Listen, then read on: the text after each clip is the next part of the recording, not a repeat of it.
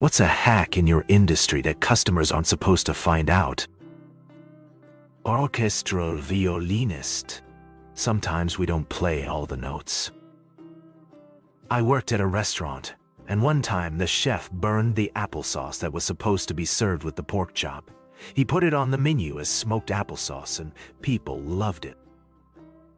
This was 6-7 years ago, so may not be relevant, but when I worked at Enterprise Rent-A-Car, the higher-ups were so tunnel-visioned on positive customer reviews that if there was any problem at all, we would write off anything from gas to whole days of rentals. We had a few repeat customers that would catch on and habitually complain about dumb shit to get parts of the bill discounted. Only a rating of completely satisfied counted, and it was tied to bonus and promotion, so a huge incentive to make people happy. Pipe a dog. Best dog. Just because you're on hold doesn't mean we can't hear you. When I worked in a hotel as a night porter, the room cost was totally reliant if you were a dick or not. I obviously couldn't just give rooms away, but I could pretty much knock off 50. One day, a very tired woman came in with her baby, and I couldn't get the payment to go through at all, so I did give it to her for nothing. Just had to make sure she was out before 9 a.m., and I cleaned it myself. Delivery driver here. Not much of a hack, but loads of people don't seem to know this. If you create an account with the courier who's delivering your parcel, when logged in you can set up a safe place where we can deliver your parcel to if you're not at home. We'll follow the instructions and leave it wherever you want us to within reason, of course. You can probably also do it from the tracking link, but with an account, it'll be set up for every single delivery to your address automatically. Makes both our lives an awful lot easier. Any Marriott booking made partially with points, with a 3-day cancellation policy, can be canceled the same day of the booking without any fees. I used to work in the floral industry. Don't call a large national florist. Look up a local florist in your recipient's area and call them directly. Most have websites to help you choose, and you'll save money on delivery and service fees, which can go towards a nicer arrangement. Also, unless you order flowers regularly, the membership loyalty program is a scam and hard to cancel. If you are a teenager, you know are admitted to a name brand expensive rich college, and their financial aid package isn't enough, write them and ask them for more money. Mention the other schools you were admitted to and that you received strong financial packages from them. Do not mention specific numbers unless it's a named scholarship, e.g., presidential or provost. At least 5 of my students this year got between 10-20K extra in scholarship money just by soliciting for it.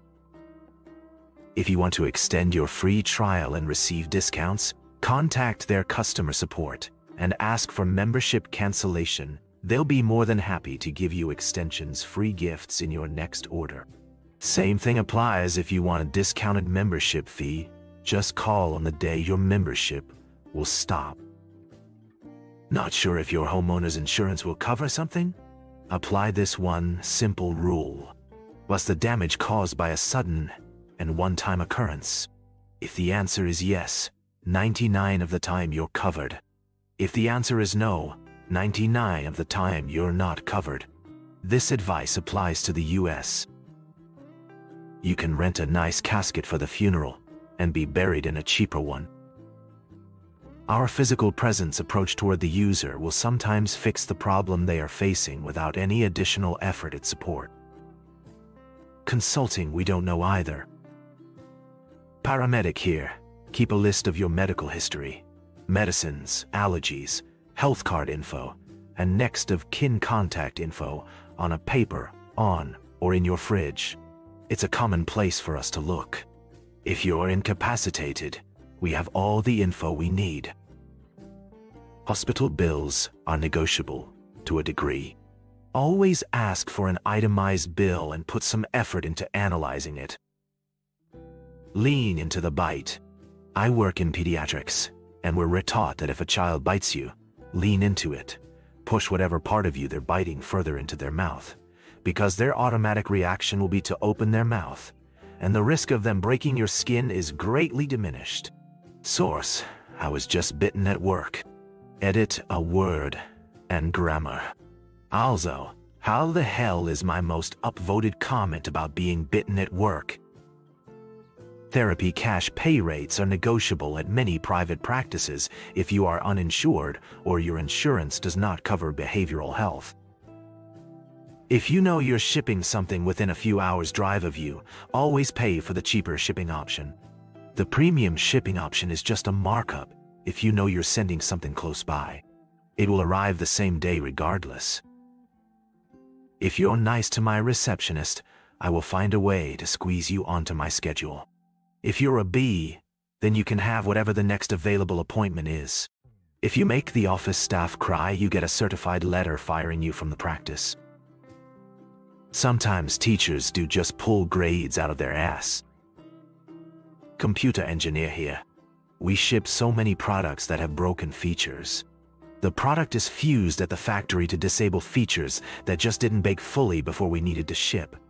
Every product I ever worked on has a half-dozen bugs that we could have fixed, if only we had more time and money.